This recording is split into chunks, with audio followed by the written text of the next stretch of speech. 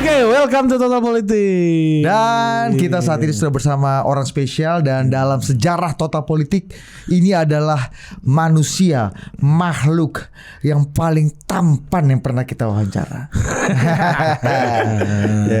Saking tampannya. Kalau ini kita pernah debat ya soal ketampanan orang ini ya. Karena beliau ini salah satu alumni dari Universitas Islam Negeri Terkemuka. ya, Ciputat lah ya. UIN Jakarta kan, Fakultas Ekonomi. Gue bilang sama Ari, debat nih tentang orang ini nih, yang orangnya diam aja kan. Kayaknya lu paling ganteng di antara 10 tahun mahasiswa di kampus itu deh. Ari gebrak meja, Bos. Gue pikir gue salah ngomong apa. Lu ngomong apa, Ri? Kayaknya sepanjang sejarah kampus itu. Dari Ciputat terbentuk. Bersama kita sudah hadir CYP. ya. Cakra Yudi Putra. Mantap, semua lengkap. Iya. Anak muda berprestasi, mantan pernah bertarung di pemilu, Ya di politik teruji gitu. teruji, Otot-otot politik. penerima LPDP, ya kan, peneliti juga di ekonomi UI. Ya. Kayaknya mau masuk LPM nanti mau ikut Banyak target Dede hidupnya. Basri, pembela disabilitas ya, advokat disabilitas. Jadi gimana menurut lu kebijakan soal kelompok-kelompok termarginalkan di Indonesia, terutama kelompok disabilitas hari ini?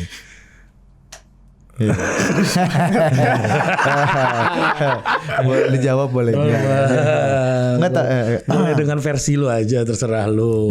Iya, yang pasti kita sekarang udah menuju Nah, kemajuan. ini tolong dong, ganteng harus boleh, dekat sini. tapi Oh, jangan lu oke. pikir Mike akan mengikuti suara lu. Ya, jangan Yang akan lu pikir- mengikuti itu fans-fans dan followers Instagram lu. Ya, jangan lu pikir ketampanan Iya. itu akan diikuti nama Mike. Iya, jangan lu pikir semua kan lu di pusat tata surya yang harus dikelilingi semua. Ya, Gua coba kira lu ini jawab udah dulu. canggih nih, udah canggih. Coba, bisa coba. ngikutin pusat suara. Ya kebijakan coba jelasin dulu kebijakan soal apa yang sudah dilakukan pemerintah Presiden Jokowi hari ini soal kebijakan mengenai kelompok-kelompok disabilitas hari ini. Oh banyak sudah, banyak yang sudah dilakukan oleh pemerintah kita Apa untuk coba? pemenuhan hak penyandang disabilitas. Mantap. Mantap. Top Yang juga. pertama, Oh ada. Ada. yang pertama Undang-Undang Nomor 8 Tahun 2016 Nah itu soal apa? Coba tentang lu penyandang jelasin. disabilitas. Nah ini undang-undang ini muncul sebagai revisi atas Undang-Undang Nomor 4 Tahun 97. Jadi kan kenapa 2016 itu namanya penyandang disabilitas. Sebelumnya kita udah punya Undang-Undang Nomor 4 Tahun 97 tapi masih penyandang cacat. Bayangin masa teman-teman kan disabilitas dulu kita dulu dipanggilnya cacat. Nah coba lu bedain dulu cacat, disable, difabel itu apa bedanya? Sebenarnya ini gimana kita menghargai sesama manusia aja sih. Oh, jadi Dari panggilan, penyebutan tuh ini ya untuk Coba ya. lebih memanusiakan panggilan Ya sebenarnya. apa bedanya? Nih, kenapa sekarang lo dinamain Budi? Kenapa sekarang Bang Ari dinamain Ari Putra? Ya karena Ari dan nama Budi. nama itu Doa. yang menentukan. Ya tuh terus Kita apa? itu siapa? Bedanya apa? Bedanya ya pertama dari segi perspektif. Oke. Penyandang cacat kalau dulu cuman dianggap dari permasalahan sosial. Ya kalau nemu istilahnya ya kalau nemu disabilitas atau penyandang cacat di jalan ya taruh dinas sosial gitu. Charity base. Tapi sekarang udah ada Undang-Undang Nomor 8 Tahun 2016 perspektifnya udah baru. Kita mandang mereka as a human being dari perspektif HAM. Oke. Hak asasi manusia ya. Disabilitas mereka bisa berkarya sesuai yang dia mau lewat apapun ya pemerintah harus fasilitasi. Jadi udah perspektifnya udah HAM, udah harus semua aspek kehidupan itu harus memenuhi. Nah terus bagaimana Disabilitas. agenda-agenda politik kaum disabilitas hari ini menurut lo? Mereka udah banyak masuk juga sebagai aktor-aktor politik. Iya, iya. Dan jangan lupa Ri, kita Indonesia negara demokrasi keempat terbesar di dunia itu pernah punya presiden yang disabel. Nah, Iya. Presiden Abdurrahman Wahid. Iya. Iya kan? Dan Wamen Luar kemarin biasa. disabel juga kan. Wamen Oh Surya iya, Chandra Wamen disabel. Surya Chandra, Meskipun benar. gua sama Aris sepakat banget Iya. bahwa beliau jadi bukan karena hanya disabelnya, Iya. tapi afirmasinya, Iya. tapi karena memang rekam jejaknya pada pembelaan hak-hak dan juga hukum masyarakat itu Nah untuk kuat sekali. 2024 belum lagi yang disabilitas mental kan. Ini anak-anak Jaksel nih masuk nih Ri. ini tema kita ini sebenarnya. Ini bridging untuk ke mental health issue nih. Ya Ini kira-kira kan yang banyak gak kelihatan. Nah ini gimana Cak? Menurut lo kenapa anak-anak sekarang itu banyak punya urusan sama mental? ya apakah negara tidak bisa memfasilitasi dan membuat mental Kenapa mereka negara sih lebih perspektifnya? terlindungi gitu? Kan negara itu harus hadir Untuk ngurusin mental ya. untuk semuanya. Karena Hadir menjamin bahwa keadilan sosial dapat teradministrasikan, kata Pak Ahok. enggak, tapi kita bedah dulu problemnya Ri sebelum kita tuntut negara hadir apa enggak ya. Iya kan, ini bagaimana negara harus paham dulu Iya, gitu iya. ya. Nah, soal mental health ini gimana sih Cak yang lagi jadi problematika hari-hari? Dikit-dikit nih mental health ya kan. Belum makan lewat dari jam 7 bukan sakit lambung, Bos. Ini bisa kena mental gua kalau lewat dari jam 7 Iya, nih. ini pejuang-pejuang, apalagi pejuang-pejuang work life balance ini kan. Iya, benar. Iya. Kalau iya. Belum masuk politik aja mereka ini. Benar. Kalau udah masuk politik udah nggak ada lagi tuh. Ada orang yang Orang sakit mental semua. ada orang Gimana yang lu hidup kayak begitu Iya, kan nggak mungkin. ada teman gue Ri, gue baca juga di Twitter. Ini agak mirip. Dia stres gara-gara dia selalu bangun setengah jam sebelum wakernya nyala, dan itu akhirnya krisis mental setelah akumulasi 2 bulan. Ri. Bayangin gak lo? Itu dulu kan lo nggak kenal kan? Ada sakit kayak gitu Cak. Sekarang gue baca Cak di Twitter kemarin ada Cak. Orang setengah jam sebelum Bagus wakernya dong nyala. harusnya kan? Iya harusnya bagus kan. Iya. Tapi buat dia ini akumulasi akhirnya dia nggak produktif, mentalnya turun dan menggerogoti fisiknya katanya. Ya coba. Nah, coba. Ini masalah yang dulu gue nggak pernah nemu gitu. Lalu sebagai pemerhati mental ini gimana? Ya dari dulu sebenarnya udah banyak. Ya apa dari dulu banyak Ya, nih ya. apa? Dari dulu sebenarnya udah banyak orang yang Yang panu juga banyak dari dulu. Iya. Iya, pertama sekarang kebebasan berekspresi. Dan kita hidup di zaman yang apa ya? Kalau gue nyebutnya mungkin lebih aware ya, lebih sadar terhadap diri sendiri dan juga mental health gitu. Jadi sebenarnya ini problem lama yang cuma karena ada medium ekspresi yang lebih transparan, Betul. orang jadi lebih tahu problemnya. Iya, betul. Jadi sebenarnya nenek gue juga punya problem yang sama. Kalau dulu sama coba. dulu gitu. Ya. Kalau dulu kayaknya orang sendiri-sendiri ya. Kalau sekarang sekarang kita punya paguyuban. Dan iya dan bener itu agak rapi. Iya, Jadi soal itu, jadi thread Twitternya itu kemudian dikomenin orang-orang yang sama. Iya. Jadi Dan ya sebenarnya konteks zaman sosial politik menurut gue berpengaruh gitu. gimana Kita tuh? udah di generasi Polarisasi, milenial, politik identitas. generasi milenial, Z, ada baby boomers, ada apa yang dari tahun 1900-an tuh yang baru era abis World War 1 gitu ya. Kalau dulu generasi zaman dulu orang dipaksa kuat gitu. Orang dipaksa kuat.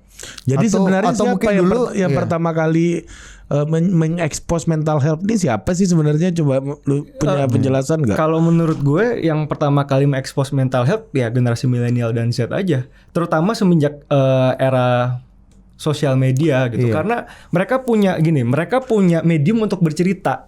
Oh, jadi Mereka punya orang medium untuk bercerita. Oke, jadi kalau dulu sebenarnya problemnya sama, tapi pertama orang dipaksa kuat, dan yang kedua orang mungkin merasakan hal yang sama tapi nggak tahu harus cerita ke siapa. Betul. Karena orang dipaksa kuat, jadi dia nggak boleh terlihat lemah gitu, at least di depan mata orang lain gitu ya.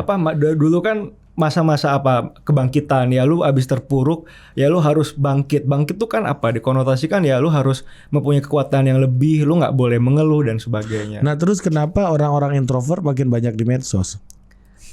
Nah Harusnya ini agak oksimoron. Nah, ini sebenarnya agak anomali nggak sih? ini mungkin perlu diluruskan nih. Iya. Ini yang menurut gue perlu diluruskan. Enggak, ya. minimal dia declare gue introvert loh. Gitu. Ini introvert sama extrovert. Nah, gue coba tanya dulu. Introvert extrovert menurut Bang Budi Bang Ari apa? Dalam perspektif gua yang sangat sederhana dan mungkin saja salah. Lu jangan jawab aja pertanyaannya, nggak usah lu kasih disclaimer sepanjang. Lu takut salah banget sih lu. Ya kan nanti diserang netizen. Iya kagak apa-apa. Gua manggil Habib Rizik Parisik aja gua kena bos. Pernah manggilnya bapak. Padahal sopan. Bapak bos. Di CNN gua manggil nama. Ya coba. Ya buat gue Lu jangan kebanyakan disclaimer, jawab langsung gitu. ya ekstrovert itu menurut gue orang yang terbuka, open minded, lebih mudah bergaul. Introvert sebaliknya, lebih secara harafiah, secara badaniah orang akan terlihat lebih pendiam, lebih suka menyendiri dan hal-hal yang berkebalikan lah dengan ekstrovert. Ya kalau gua sih melihat orang yang tergantung dengan pilihannya dan preferensinya tergantung dengan orang lain tuh ekstrovert. Kalau introvert cenderung dia yang tidak terpengaruh dengan faktor eksternalnya untuk menentukan pilihannya. Menurut lo? Nah, Itu mana yang salah, mana yang benar, atau semua benar, semua salah? sebenarnya agak keliru dan ini sebenarnya juga masih banyak perspektif yang keliru Ini tentang pentingnya, ini wawancara lu. extrovert dan introvert. Ya, makanya dari kasih dulu gua aja jelasin. wawancara nggak mau Lu takut tokat, takut tokat. Kan Mau ini kan modal total ganteng politik, aja lu. bukan total sehat. Iya. Lu orang politik nggak mental health semua. Iya. Lu tahu, iya. Lu pikir Bang Abalin nggak introvert? Lu pikir Rocky itu extrovert?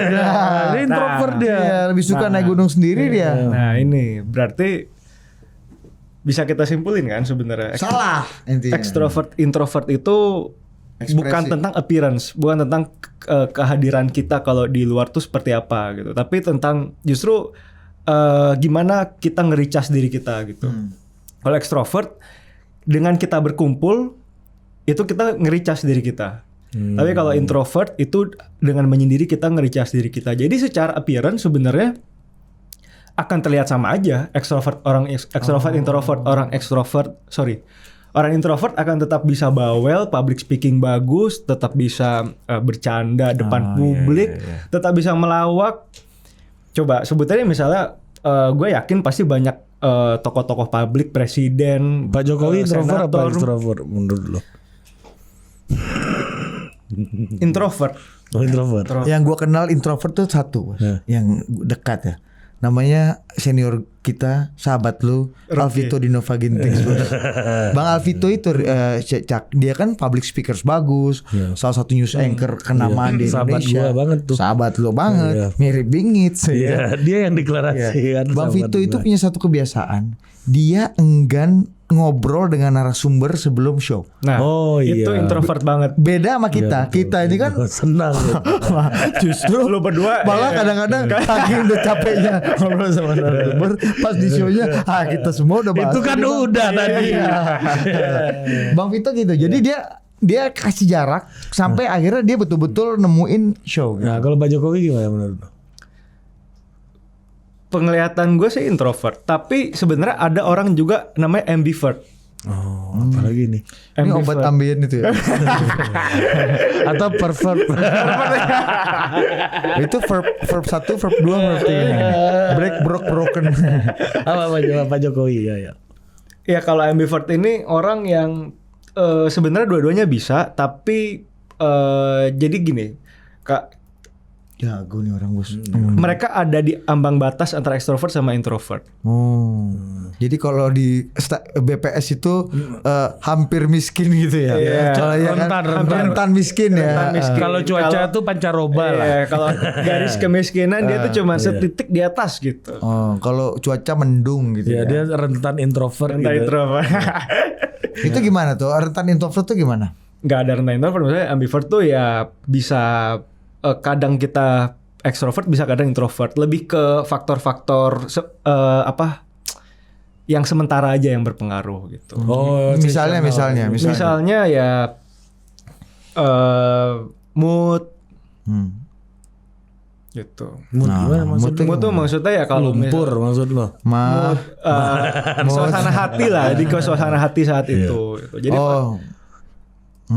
Jadi apa? Ngomong dong. ya udah gitu. Kita nih agak menekan ini bos. Coba jelasin dulu. Pak Jokowi belum jawab pertanyaan gue lo. Introvert sih. Apa yang membuat lo mengindikasikan Pak Jokowi itu introvert? indikasi yang lu tangkap tuh dari mananya?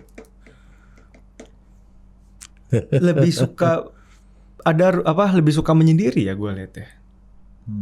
Ada Pak Pratik terus gue lihat. Ada pas pampres terus Iya, bos. Nggak sendiri Mas. Pas pampres ada tuh paling nggak 3 meter di samping. Atau coba Emang jadi apa presiden suka nongkrong dengan orang-orang yang relatif baru dalam waktu yang sering gitu. Jadi misalnya seminggu bisa ngumpul atau ketemu sama orang-orang yang baru terus gitu. Ya kan nggak bisa kalau yang dibawa itu aja kan berarti itu tetap sebenarnya introvert ya. Dia berkumpul dengan orang-orang yang membuat dia nyaman aja. Nah, kalau gue itu malah berpikir gini gue ini merasakan transformasi dalam hidup gue ya. Dulu waktu gue under 30 itu senang banget tuh. Kita ketemu sini, masuk ke tongkrongan ini terus kayak gitu. Sekarang ini gue ini lebih nyaman, udahlah kita berdua aja Ri. itu faktor usia itu. Ya artinya Ri, maksud gue ada keinginan teman kita makin lama makin sedikit. Iya. Semakin berumur kita punya Circle yang semakin kecil. Nah, itu introvert atau memang circle of life aja? Sama seperti lu menganamnesa Pak Jokowi. Iya. Yang ya Pak Jokowi, Pak Pratik, Pak Luhut, Pak Bahlil gitu misalnya gitu kan.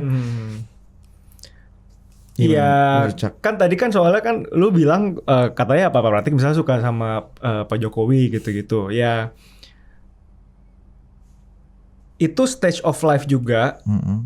Tapi kan tadi keywordnya adalah bagaimana dia nge-recharge dirinya dia. Oh itu tadi ya, introvert tuh bagaimana kita me-recharge dirinya, apakah dengan bertemu orang jadi energi, atau dengan menyendiri itulah jadi energi. Jadi, main kambing, main kodok gitu ya Pak Jokowi. Mancing. Main San Mori sendirian gitu kan. Betul. Nah, lari, jogging gitu. Cak, kalau kayak tadi apa yang gua alami gitu ya. Semakin berumur kita, semakin kecil circle kita.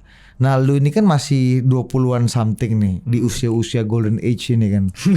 Nah, lu melihat circle pertemanan itu gimana, Cak? Ya, seleksi alam ya. Seleksi alam pada akhirnya apakah problem gua itu memang problem umur atau memang problem laten semua orang aja di zaman sekarang? Alamiah aja.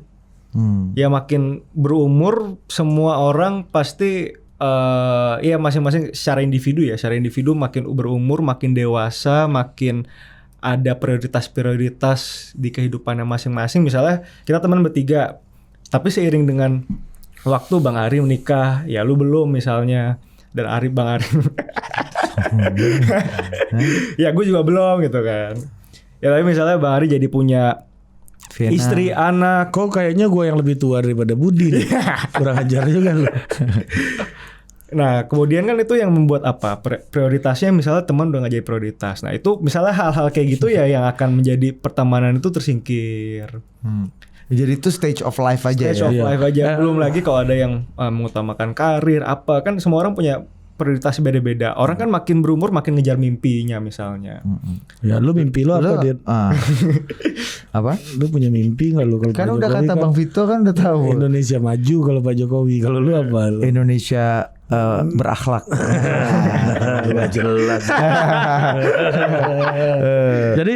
Jadi artinya memang bukan masalah umur dong. Ini masalah semua orang umur 20-an bisa mengalami hal yang kita alami. Tapi gua Pak Jokowi itu kan makin atau bikin emang. Iya, atau jadi emang nggak ada masalah umur.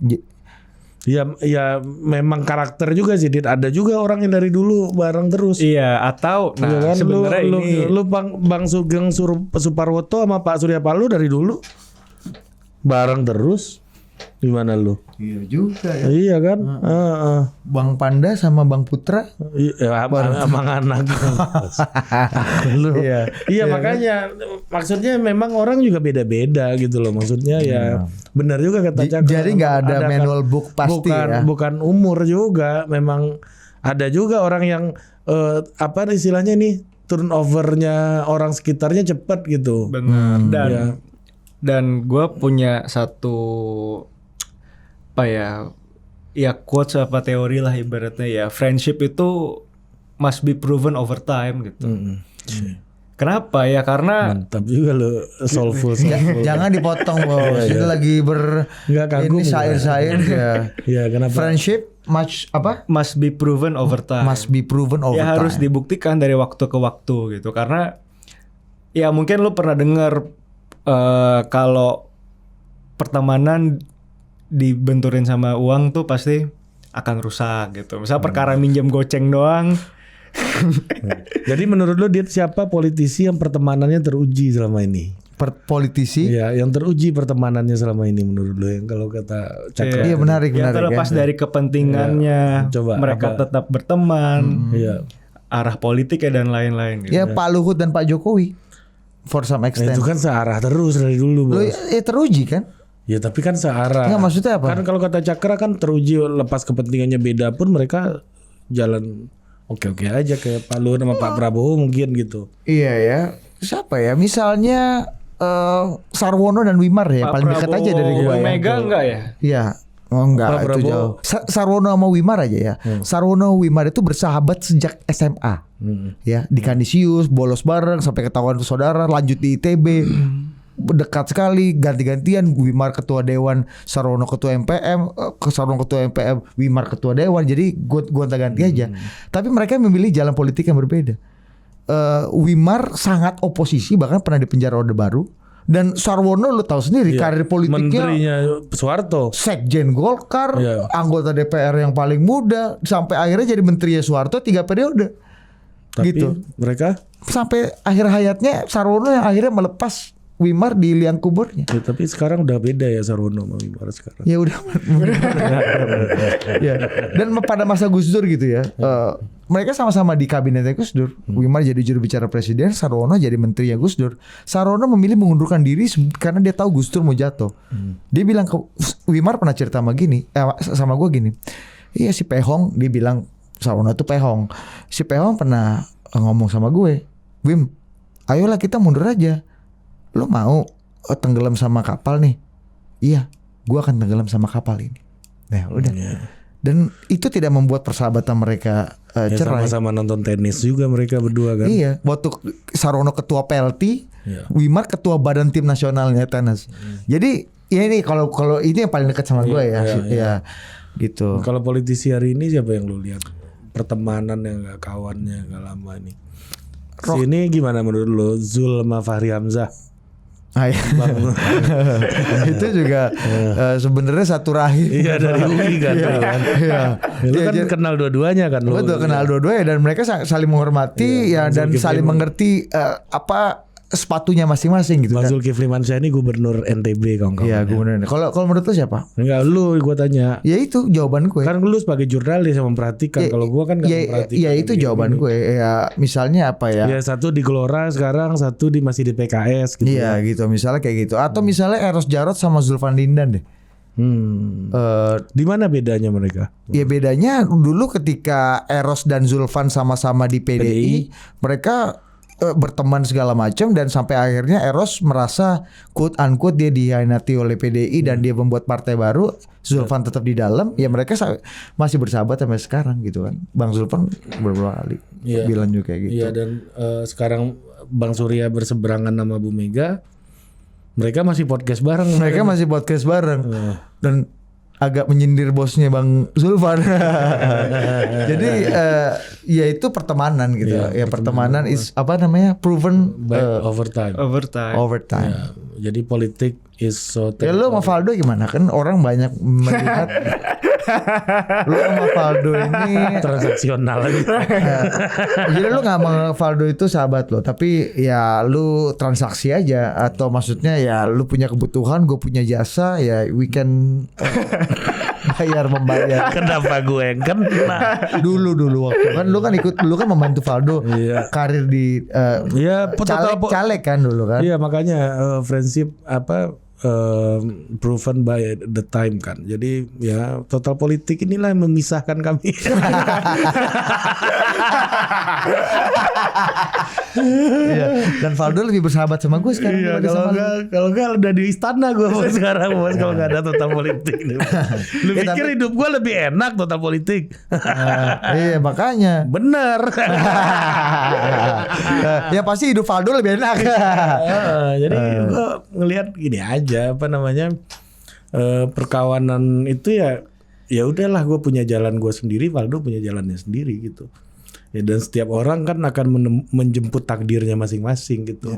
Ya tapi apakah gue nggak berteman sama Valdo, masih temenan sampai hari ini kan. Walaupun gue kadang-kadang gue kata-katain Jokowi juga. Gitu.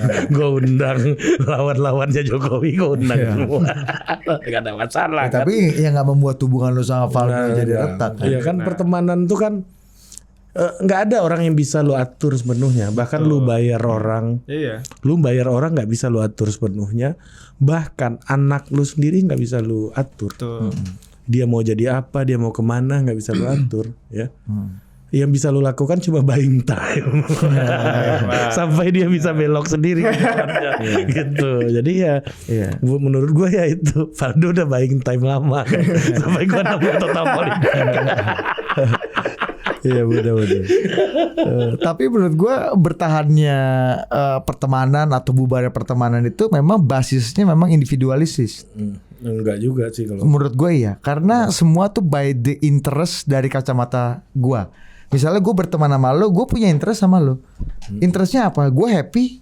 Gue merasa gue punya partner dynamic duo yang nyambung. Gue agak jarang menemukan teman seiring sejalan dalam kalau bisnis kita belum terlalu teruji ya, Ri. Tapi at least untuk public discourse kita agak lumayan maju. Kalau gitu. kata bahasa orang kampung gue gini Bos, kita ini erat Bos. Gara-gara rokok satu batang kita jadi renggang. Iya, interest gue itu dari kacamata gue, Ri. Gue happy, gue mungkin bisa naik tangga beberapa level dengan gue berteman sama lo, dan gue menikmati itu. Tapi di politik kita persahabatan itu yang mungkin menurut gue agak sulit. Nah, gitu. gue nanya sama lu Cak, yang udah pernah, yang dari kita bertiga yang pernah terjun langsung dalam kompetisi politik itu cuma Cakra. Dan itu gue salut ya, Ria. Kita ini ngoceh berlinga klan. Kayaknya dia cuma pemilu. Cuma di antara politisi muda kayaknya branding gagal tuh cuma nggak nempel sama dia Bos. Valdo gagal caleg, Samara gagal caleg, Rian Ernest gagal caleg. Kalau Cakra kan happy karena nggak ada yang tahu dia. Iya, nggak ada yang tahu gue. Suara paling dikit. Bos, follower Instagram itu gua tambah lu tambah Kevin Hatu nih ya, yang jadi kameramen kita. Lu lihat kok mau ke Kevin ini kan. Paling follower 200 Bos. Itu kalau kita dijumlah total politik ini Bos, masih kalah sama follower dia. Artinya dia dapat public recognition. Nah, paling gua bisa nyimbangin lu kalau dapat subsidi dari Valdo Maldini. Tapi kita di backup Valdo. Lu pertemanan dalam politik itu sebagai orang yang pernah terjun ke dalam politik. Nah, ini lu lihatnya gimana Cak? Seberapa lu melihat generosity orang? Ada nggak pertemanan maksud gue? Nah itu dia, that's the point. Ada nggak pertemanan dalam politik atau saling memanfaatkan aja? Dalam politik ya? Ini kita nggak bilang lu dalam. Ada nggak sih misalnya lu lagi apa? Kayak gini. Kalau gua sama Budi kan misalnya, ya udah lu bayar dulu deh gitu. Nah kalau ketemu sama partai lu bayarin dulu. Ada nggak kayak gitu? Iya. Atau misalnya gini nih. Aduh nih si Valdo ngajak uji undang-undang MK nih. Gue juga gak setuju amat. Dia yang mau jadi gubernur, kenapa gue disuruh nguji? Ya kan? Tapi gak apa-apa lah, karena di wawancara wartawan ini. Naik lah. Kenapa gue diajak-ajak untuk kepentingan lu? Gitu kan? Padahal yang mau jadi gubernur Samara sama Valdo. Kenapa gue pula suruh poni gue nanti gimana depan MK ini? Lu aja lah yang berangkat sendiri gitu kan. Apa pedulinya gue? Paling kalau kan gue udah bisa numpang. Kenapa lu yang lebih punya suara hati dibanding gue? Gue menggambarkan isi hati lu aja. Enggak, tapi pertemanan dalam politik itu gimana lu lihat? Ya seberapa kasih lu mic dulu. Seberapa besar kita mendefinisikan pertemanan itu sih sebenarnya? Jangan lu pertanyaan lagi lu kasih. Iya. Kalau kenapa lu menjadikan ukuran besar kecil dalam pertemanan? Kenapa tidak luas sempit atau kering basah, seberapa basah pertemanan kita? Seberapa dalam Nah, itu dalam. Nah itu dia, makanya gue pengen tahu pertemanan dalam politik dalam perspektif kacamata lu tuh sebatas apa gitu. Karena gue sama Ari belum pernah berkompetisi ya secara politik. Bahkan di BEM aja kita enggak, Ari. Enggak. Oh, Kalau juga sih. untuk yang menang ambil bro, ambil. Kalau gue gitu. in mau jawab, the long run Nggak ada. pertemanan yang dalam di politik menurut gua Bullshit. sulit. Sulit atau bullshit? Kalau dengar dari lu ada orang-orang yang berhasil membuktikan pertemanan itu secara dalam dan intens, ya berarti kan itu nggak bullshit dong. Tapi sulit. Ya oke, per periodik aja 5 tahun ya, karena kita on the same boat gitu kan, sama-sama koalisi apa sebagainya gitu ya. Tapi abis itu akan diuji lagi gitu. Iya, Dan apakah masing-masing dari kita bisa melewati ujiannya gitu. Dan ya kalau kita ngomongin pertemanan politik, pertemanan itu kan paling 1, 2 orang, 3 orang, segeng 7, 8 orang, 10 orang ya. Tapi masing-masing mereka dihadapkan sama faktor-faktor eksternal yang jauh lebih besar. Pak Jokowi tekanan partainya juga 7. Jangan lu bantai, ini lagi cerita soal pengalaman dia. Tekanan-tekanan yang lebih besar, tekanan partai, tekanan organisasi lain, tekanan apa segala macam gitu. Jadi lu menyalahkan pihak eksternal untuk melegitimasi bahwa selama berpolitik praktis lu tidak punya teman yang dekat gitu. Ya berarti temannya jangan sama-sama politisi gitu. Ini artinya di dalam politik praktis Ya, lu nggak akan mungkin dong punya kecuali teman. gini, dalam perspektif kecuali kita punya satu nilai, ya balik lagi individual base. Balik lagi dari alasan orang itu kenapa terjun ke politik gitu misalnya. Personal brandingnya ya. Personal brandingnya. Kenapa gue mau terjun politik? Kenapa Samara mau terjun politik? Kenapa misalnya Valdo dan lain-lain mau lu merasa berteman betul atau berteman basa-basi sama mereka? Bagus juga pertanyaan lu. Kita berteman. berteman. Lu nyanyi persahabatan. Kita berteman gitu. Ya interestnya apa ya? Kita ingin memberikan pendidikan politik untuk anak muda gitu. Berteman with interest. Mau pansos aja satu sama lain. Gitu. Berteman with interest ya. Pada akhirnya semua memang akan ada interest dalam bentuk apapun. Ya, tapi lu sekecil dan seremeh dari lu memberikan kebahagiaan dengan gue happy sama lu. Tandanya apa? Ya interest lu adalah membuat gue happy.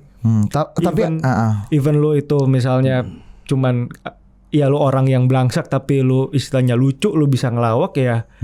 Gue mau berteman sama lu, interestnya apa ya? You make me happy gitu. Lu buat gue happy ya. Gue mau berteman sama tapi lu lihat sama lu gitu. Di politik nasional hari ini, semua yang berantem itu berteman. Dulunya temenan semuanya. Betul. Iya kan? Dan itu gue menyaksikan sendiri di belakang dan di depan layar itu berbeda. Nah, di depan layar mereka bertentangan, ribut, tapi di belakang tuh mereka ngawain bareng aja dan sangat akrab. Dan kita sering banget kumpul di tempat satu, lo tahu sendiri kan, di mana tempat berkumpulnya seberang sana sama seberang sini. Dia udah kata-kataan di belakang layar, di mereka isi omongannya nih puja-puji aja semua ya. Betul. Walaupun kita tahu itu tidak tulus. Tapi ya artinya ya lu jangan berharap cukup dalam lu akan berteman sesama orang politik gitu. Bahkan di partai lu sendiri, bahkan di community terkecil partai lu gitu. Mungkin pertemanan yang dalam dan pertemanan yang sincere. Sincere tuh apa ya? Tulus, jujur gitu ya. Ini long run ya, in the long run ya. Iya. Catatannya in the long run gitu. Dalam jangka waktu kita sebut lebih dari 1 atau 2 periode aja. 10, 15 tahun, 20 tahun gitu. Ya. Setelah dia gabung koalisi, dia takut ketemu orang ini kan gitu juga kan. Ya. Ada nggak dari lu berkompetisi yang lalu di pemilu 2019 sampai saat ini lu masih dalam konteks politik ya? Kalau politik gue bisa sebutin lah sahabat-sahabat lu. Tapi dalam konteks politik ex teman politik atau ex paguyuban politik, lu masih ada yang cukup lu anggap sebagai teman baik habis sekarang? Teman Ahok aja bubar. Itu udah ngumpul KTP. Ada ya, masih rata-rata kita berteman sampai sekarang. Siapa coba sebut? Teman-temannya Bang Budi, teman-temannya lu juga lah. Siapa? Abram Molembot. Ucok Barbara. Siapa? Ya banyak, nggak banyak. Gus Romzi. Yang lebih ganteng dari Bang Budi. Siapa? Rian Ernest. Oh, kalau itu lebih ganteng dari semua setengah manusia di muka bumi. Ya kan? Dia kayaknya udah menyesal dengan branding nikah beda. Udah gitu. Nggak dilanjutin. Nggak dilanjutin lagi. Kita kan pernah interview Rian ya, Cak. Oh, iya. Soal nikah beda agama udah agak semangat gue sama Ari nih kan. Wah, Bulan puasa. mantap ini. Nih, kita punya konten nih, viral nih. Suara mati, Bos. Terus 2 bulan kemudian gue ketemu Marian. Lo pengakuan dosa. Gimana? Kok gak naik-naik tuh konten gue udah nungguin tuh. Ria, sorry Yan. Suara mati. Bagus lah kalau gitu, memang gue ditakdirkan untuk tidak dibully dengan kasus ini. Itu dia sedang diselamatkan itu sesungguhnya. Iya. Lagi rebranding ya. Iya kan, Rian Ernest. Anda mampu nikah ke Hong Kong. Iya. Kalau rakyat kan belum tentu. Kevin Hatu misalnya. Ya, netizen ini kan gue yakin sebagian besar gak mampu nikah ke Hong Kong kayak ada. Akhirnya terpaksa, mungkin sebagian dari mereka yang tidak bisa menikah terpaksa ngumpul kebo. Nah, kena pula dia pasal zina kumpul kebo 1 tahun ini kan. Apa hubungannya deh? Enggak kan, kalau nggak bisa nikah, kepengen nikah tapi nggak bisa. Lu maksud lu RUKUHP? Iya, kepengen. Lu mau ngomong itu sekarang? Iya, ayo. Oke. Kepengen nikah, tapi nggak bisa nikah. Tapi kita tetap saling mencintai dan akhirnya memilih tinggal bersama. Nah, ini kita ngomong nih ke Cakra nih. Cak, lu kan belum nikah. Sebagai makhluk aseksual. Panseksual. Abstain. Apa panseksual apa? Abstain dia. Terus menurut lu ya, pernikahan itu lu kenapa, maksud gue gini, ketika saat ini kan lu belum nikah, artinya kan ada pertimbangan-pertimbangan yang membuat lu belum menentukan atau belum memikirkan itu. Nah, momentum apa yang akan membuat lu memikirkan itu? Belum ada momentum kayaknya. Ya, dan apa nanti yang akan jadi pertimbangan utama lu? Kayaknya gue harus mulai mikirin gitu. Misalnya nih, ada teman gue nih, gue mau bangkrut nih. Calon istri gue kayak Raya nih. Boleh juga lah nikah nih kan. Ada ya? Ada. Ya pasti bukan. Gue gak akan nanya Budi karena dia gak akan pernah ada momentum juga kan. Apa ya? Belum ada bayangan. Kalau lu kan gak akan, lu memutuskan masih akan nikah kan? Sejauh ini enggak. Oh enggak, sama kayak Budi. Sama bos. Ini momentum. Ini masyarakat terkutuk apa sih? Enggak bos. Sekarang ini gue mungkin dan apa gue yang salah ya? Gue ini tuh dan Cakra ini ada dalam arus global. Gue ini tren global, Ri. Berarti gue yang terkutuk. Iya. We are a global trend netizen. Iya. Sekarang ini ada masyarakat dunia. Ya, sekarang ini kita masuk dalam era namanya lonely economy, di mana orang yang itu udah lo omongin di tempat menikah Ferry. udah ya, maksudnya belum deh. Orang yang menikah semakin sedikit ataupun orang yang memilih menikah tapi tidak punya anak juga semakin banyak. Jadi gitu. Jadi size ekonominya, size konsumsinya itu mengecil dan demand akan hewan peliharaan tinggi. Artinya itu meningkat luar biasa di Asia tuh kenaikannya 10 tahun terakhir 114%. Tapi kan di politik penting, kalau nggak ada istri lu siapa jadi ibu PKK? Ada menteri berita. Menteri kan ada yang sendiri juga. Gak punya ibu PKK. Menteri mana? Ada. Oh iya. Anggaran gede.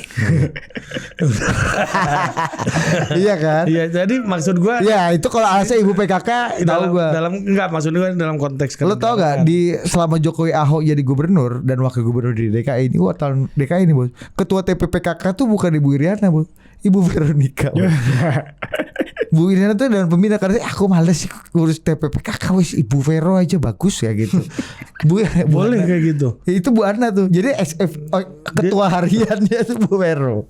Bener bos. Ini kalau Dua-duanya ketua. ya secara Ketua de dan facto pembina dan de jure ya. Iya, Bu V ini kalau Bu Iriana, gue pernah ngobrol sama Bu Iriana dulu pada waktu. Jadi Terus lo tau gak Bu Iriana ngomong apa ke Bu Vero tuh? apa? Jadi ketua ya Bu Vero. Oh iya, cocok kalian. Ya, Mainkan. cocok kalian rasa. Lu jangan di kontak dulu dong itu apa? Jadi Bang Fahri, lu aja. Jadi kita dapat poster Bang Fahri Hamzah bikin acara di Medan. Di Duren Uco ya. Di Duren Uco, di spanduknya ada tulisan gede banget. Cocok kalian rasa. Mainkan.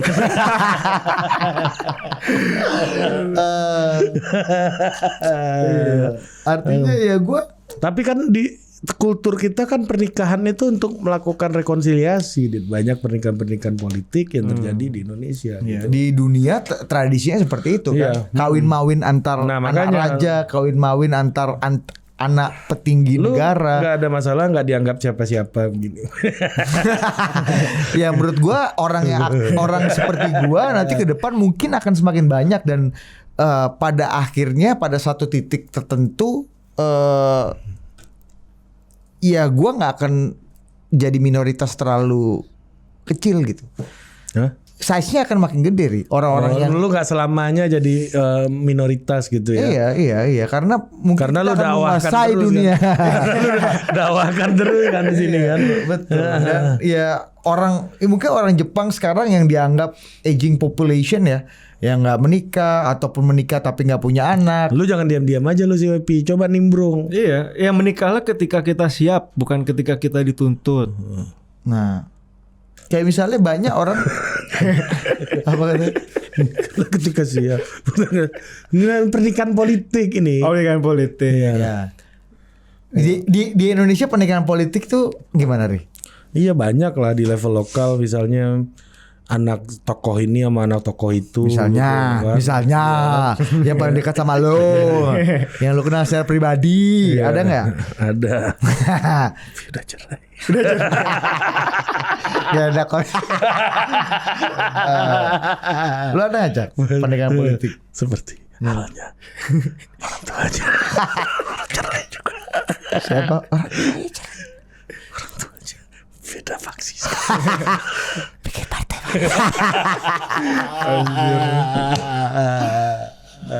Gimana Cak? Kalau menurut lo, menikah pada akhirnya ya karena tadi untuk politik mungkin, tapi ada juga yang menikah karena politik tapi happy banget kan.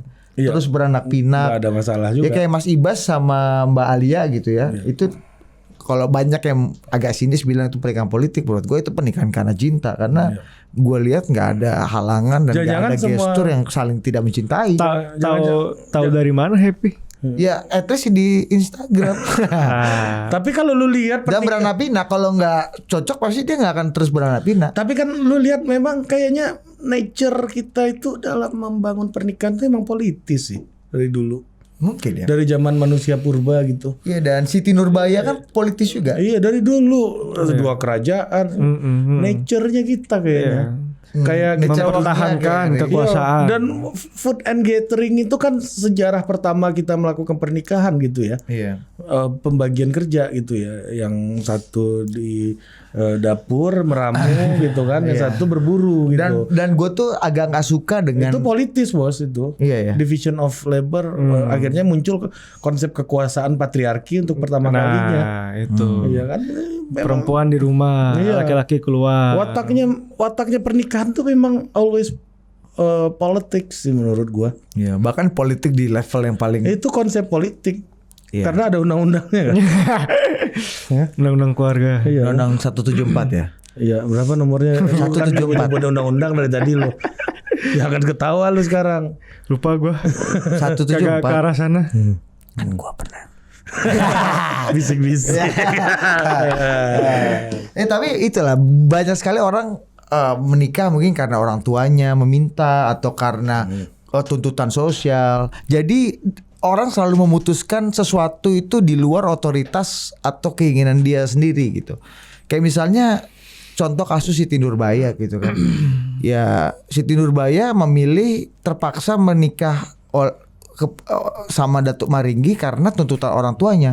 Orang tuanya menganggap ini terbaik untuk kamu. Kamu akan dijamin, kamu akan sejahtera, kamu nggak perlu mikir cari uang. Ini tenang seumur hidup kamu. Padahal di balik itu interest orang tuanya yang lebih besar. Ya tapi kan Nah artinya ada perspektif lain juga untuk membaca cerita itu. apa gimana? Kalau tafsir kaum Padri. pribuminya itu Kaum Padri apa kaum adat? kaum Padri. Kalau tafsir kaum Padri, Datuk Maringgi itu adalah personifikasi dari Padri. Ya dari Padri. Karena si Midun ini kan Si Siti Nurbaya. yang cowoknya Siti Nurbaya Midun itu berkoalisi dengan Belanda. Dia adalah kaum adat gitu. Oh jadi ini ya lagi-lagi politics kan? Politics gitu. Iya benar. Iya kan? Karena watak kita dalam membangun pernikahan itu emang politis menurut gua. Oh iya, menguasai, menaklukkan. Siapa keluarga yang lebih terpandang. Iya, menguasai, mengakumulasi. Makanya istilah bibit bebet bobot dalam Jawa itu ya menurut gua that's totally politics. Iya, bibit bebet bobot kan sama kayak ini. Uang. Konvensi. Apa tuh? Ya konvensi politik. Iya. Iya, betul. Beauty contest kan? Beauty contest, bener. Dan kekuasaan itu di negara Asia Tenggara, terutama di kayak Indonesia, itu realnya nggak kelihatan banget. Gimana? Sorry. Realnya kekuasaan itu kan nggak kelihatan. Misalnya gini, lu itu lihat nggak kekuasaan bekerja untuk menghasilkan KTP dengan baik, itu aja masih banyak masalah di mana-mana.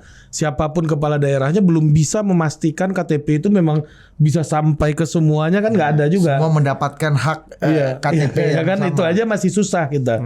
Artinya kekuasaan realnya itu berjalan nggak efektif aman. Iya. Tapi dia hadir secara megah di dalam seremoni-seremoni termasuk pernikahan. Betul. Kalau di kampung gua bro, nih kemarin nih kejadian nih adenya Valdo Maldini nikah nih. Rocky, selamat Rocky. Ya selamat Rocky. Tapak gerung. Nggak perlu dari ini aja bunga aja. Ya, itu kan untuk beauty contest gitu, memperlihatkan bahwa kemarin Valdo cerita sama gue, wah gue di nikahan adik gue ada bunganya Ganjar Pranowo, Anies Baswedan, Pratikno. Lu nggak taruh tuh staff suspense Drake kata gue. Iya benar juga. Iya kan? Ya, jadi lagi-lagi politics kan. Iya, pernikahan tuh sangat peristiwa. Dan itu dirayakan dengan seremoni-seremoni, makanya upacara adat tuh menjadi penting. Ya, untuk ada siraman, ada show force. Siapa yang menjadi saksi dalam pernikahan? Iya. Berapa banyak yang diundang? Gimana staff sus milenial itu kemarin? Oh iya. Mantan. Iya Mbak Putri kan baru menikah. Pak SBY sama Pak Jokowi ya. Iya Pak SBY dan Pak Jokowi nasihat pernikahan Pak Maruf. Tapi kan itu karena memang Pak CT orang yang besar. Ya, sini Mbak Putri. Iya, Putri kita kan ngomong diskusi di sini. Baik loh kita. Tapi kalau misalnya Azri bilang kekuasaan itu kan abstrak ya dan nggak bisa dikunyah-kunyah gitu. Itu ya, salah satunya itu seremoni di barat. Di Indonesia itu dibuktikan tadi seremoni konkret justru. Konkret. Dan misalnya pembentukan dalam wujud. Lo tau gak Cak, ada penelitian nih Azri yang cerita ya di satu buku bahwa cara Orde Baru menghadirkan kekuasaan di tengah-tengah masyarakat, di tengah-tengah perkampungan, di tengah-tengah desa, tau nggak apa? Lu sering ke desa-desa di Jawa di mana-mana kan? Lu kalau lihat di perempatan tiba-tiba ada tugu KB, ada tugu apa. Itu cara negara menunjukkan kalau dia hadir. Kalau ada institusi negara di tengah-tengah kehidupan Anda. Itu back mind yang coba ditanamkan. Ini kalau di kasih mic dulu. Banyak ini ya gapura-gapura Pancasila itu cara negara itu hadir. ormas. Enggak, bukan loreng-loreng ini. Ya, nggak apa-apa. Ormas Pemuda Pancasila juga banyak bikin gapura. Bagus dong. Bikin gapura. Menjaga estetika. ideologi negara. Itu kita bela. Iya kan? Senang kan? Senang Kan kita. mulut gang jadi lebih bagus. Iya betul, daripada kosong kan mending diisi apa abang-abang itu. Jadi bahagia warga. Iya betul, maju kotanya. Balik ke mental health dong, gue pengen. Iya. Coba Ri, gimana soal mental health tuh? Nah jadi Gue agak nggak paham juga. ya menurut lu Cak, ya ini dengan situasi politik 2024 ini, tegangan makin tinggi, polarisasi, uncertainty, harga-harga mulai naik satu persatu walaupun masih terkendali ya hari ini. Sangat terkendali. Iya, Ri. masih terkendali tapi ada Karena inflasi bahan masih baku kan terjaga. udah mulai naik tinggi inflasi di bahan baku. Ini Ya, cuman Di tinggal level produsen udah 9%. iya, Di level itu. konsumen masih 4%. Nah itu.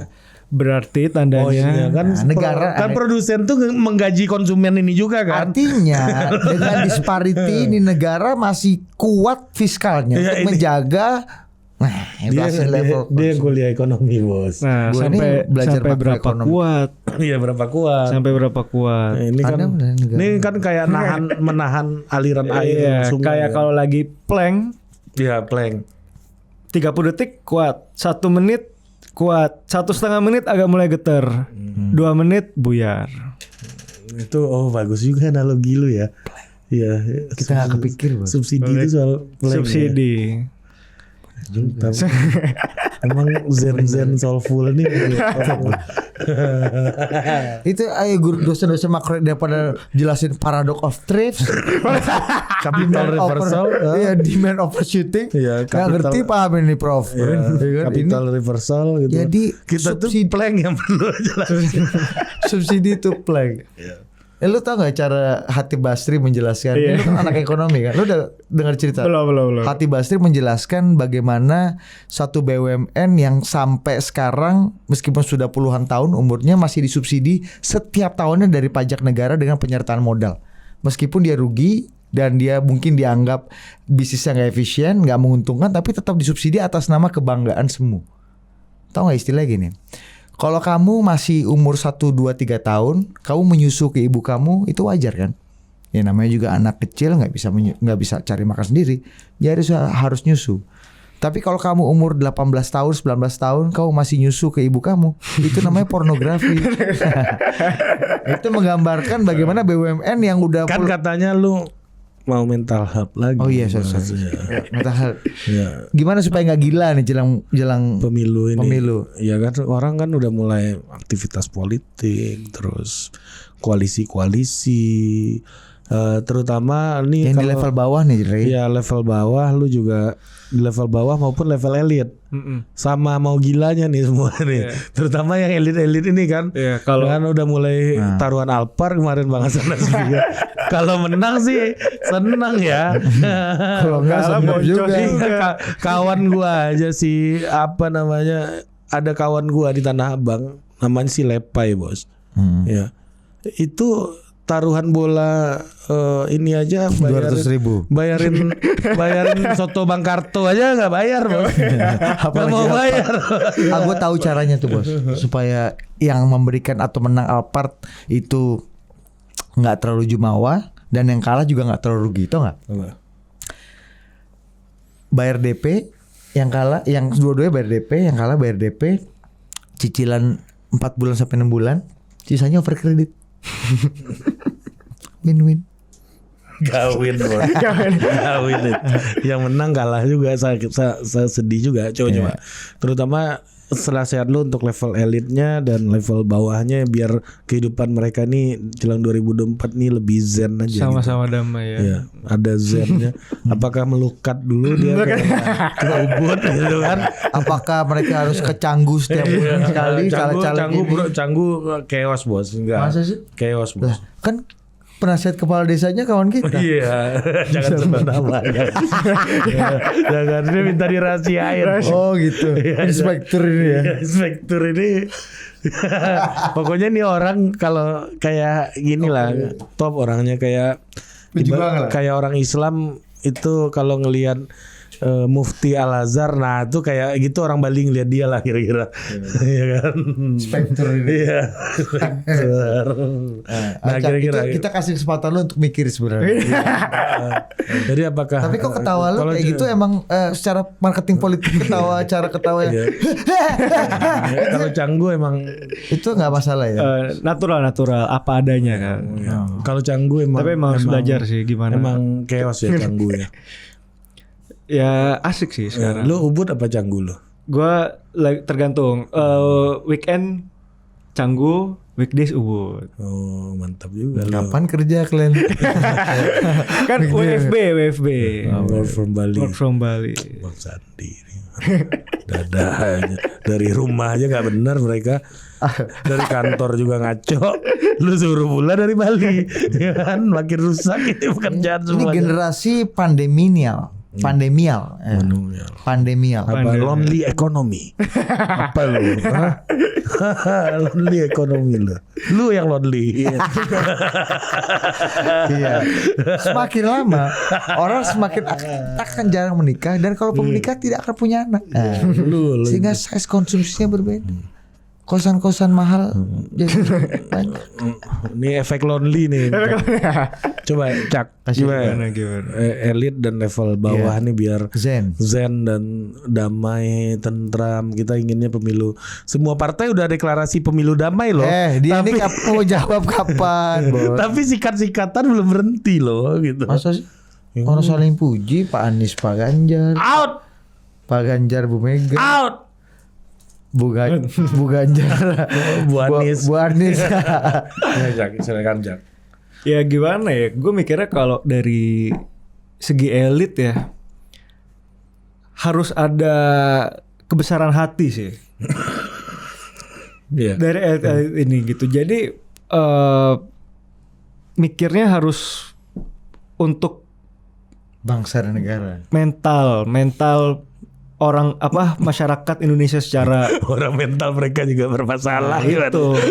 Jadi harus for a bigger picture and bigger purpose dibanding dari kepentingan organisasi parpol mereka sendiri.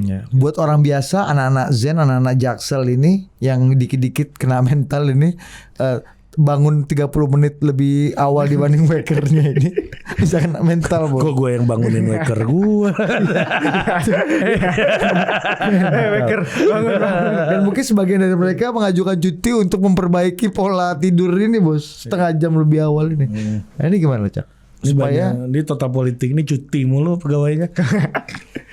Ya kalau buat temen-temen Kecuali apa ya? Kevinatu. Gua ngerasa kita harus mulai punya pendirian dan pilihan di dalam politiknya Indonesia. Orang partai aja belum punya pilihan, lu suruh orang punya pilihan. jangan lu bantah terus. Bos. Harus punya kita harus megang value, Bang. Oh, Nah, ini benar Ini nih. bagus Zen nih. Iya, coba. Kita harus megang value yang kita harapkan dari visi misinya parpol tuh tertuang nggak? Mana yang kira-kira bisa memanifestasikan apa yang menjadi concern kita? Menurut lu ada bedanya? Sekarang Nggak ada juga. Satu partai dengan partai yang lainnya punya diferensiasi nggak? Enggak. Nah, lu masuk dulu partai yang lu Berarti lu masuk partai yang dulu lu caleki itu karena basis ideologi, visi partai, basis perjuangan atau Dia senang warnanya aja. Kayak Vienna, aku suka pink. ya Asal pink diambil sama anak gue. iya, dulu apa yang membuat lu masuk partai? Gue sebut boleh kayak ya, cek aja Cakra masuk partai apa ya? PKPI ya. Iya, Pak Hendro dan Pak Dias. Mas Dias, halo Mas, idolaku. Iya, gini. Pada akhirnya, kalaupun satu partai itu, Kasih lu mic-nya. misalnya nih, ya pada akhirnya gini, kita kalau nggak bisa meraih sesuatu yang lebih besar, kita akan meraih sesuatu yang terdekat aja, circle kita paling dekat gimana? Ya tadi kayak misalnya, oke, masing-masing partai di Indonesia saat ini nggak punya diferensiasi ideologi yang berbeda satu sama lain gitu, tapi ya kita lihat sosoknya. Jadi lu setuju bahwa politik tuh lebih ke personal, bukan ke gagasan ya? Gagasan yang diungkapkan oleh personal gitu, oleh personnya masing-masing. Oh berarti karena nggak ada bedanya ya udah gue berdamai, ya udah gue lihat personnya aja. Betul. Karena idealnya kan gagasannya. Karena pada akhirnya gini. Karena dari person itu orang ada reputasi, ada orang, iya kan? Ya, karena pada akhirnya gini, misalnya jadi berat gini omong. 10 partai kita anggap kalau sama semua kan berarti sebenarnya mereka secara value, core value-nya ideologi sebenarnya satu. Nasionalis religius. Nasionalis religius, anggap itu yang jadi kesepakatan ideologi semua partai Asas itu. tunggal ini. Asas tunggal ya. Pada akhirnya semua akan improvisasi person masing-masing. Dengan kegiatan-kegiatan yang tetap memanifestasikan gue nasionalis religius tapi lewat agenda-agenda lain. Apa misalnya ya gerakan ekonomi kreatif, UMKM, nelayan, petani. Gcraft ini jadi Gcraft ini masa depan loh berarti. Gerakan ekonomi kreatif. Ya semua bentuk organisasi yang menggerakkan ekonomi kreatif. Misalnya gitu. Oke, mantap. Mantap juga sih. Nah, nasionalis religius tuh kayak Kalau religius barbar ya. Iya. Iya betul. Ya. Oke deh. Ada lagi Cak supaya anak ini supaya kita gini terakhir. Supaya generasi kita ini jangan dikit-dikit itu dianggap mengeluh dengan mental health dikit-dikit karena waker lebih dulu bangun dibanding wakernya itu jadi butuh healing gitu-gitu. Menurut itu akan menciptakan generasi yang kuat atau memang this is the nature of generations gitu. Jadi ya this is the nature of the wave of this generations gitu. Ya yang paling pertama jangan self diagnose. Jangan mendiagnosis diri sendiri. Gue kena penyakit mental nih, gue stres gitu. Karena itu ada ukurannya, ada metodenya, dan itu yang hanya berhak untuk menentukan ya profesi yang berkenan di bidang itu. Psikolog, psikiater. Cuman 2 itu aja. Kita yang lain nggak ada punya capability untuk mengukur itu. Dan tadi yang sebenarnya tadi yang mau gue omongin juga misalnya anggap dari zaman dulu itu udah banyak profesi psikolog dan psikiater ya. Dites aja ke semua pasti secara persentase juga nggak akan jauh beda. Maksudnya dites maksudnya? Ya mental health apakah lu sakit mental apa enggak? Iya. Gitu? Jadi lu merasa bahwa orang-orang yang merasa dirinya sakit mental atau mental health dan itu butuh banyak yang healing, butuh canggu, butuh ubud itu it's not really mental issue gitu. Enggak. Karena gak banyak juga dari mereka yang betul-betul memeriksakan diri mereka ke psikolog dan psikiater gitu. Padahal sekarang udah gampang secara akses di puskesmas udah banyak. Personal branding aja itu ya.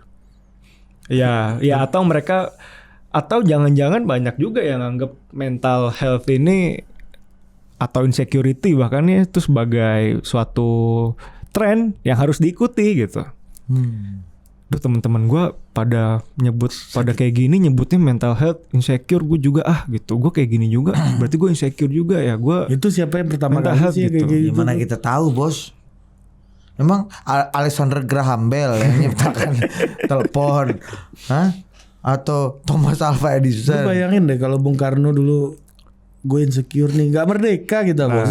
Iya. Sekarang kan, iya kan? Belum ada psikolog. Karena belum ada tekanan saat itu. Oh, kurang tekanan apa? Bukan maksudnya. Bambu runcing. Sorry bukan maksudnya karena dulu tekanannya luar biasa.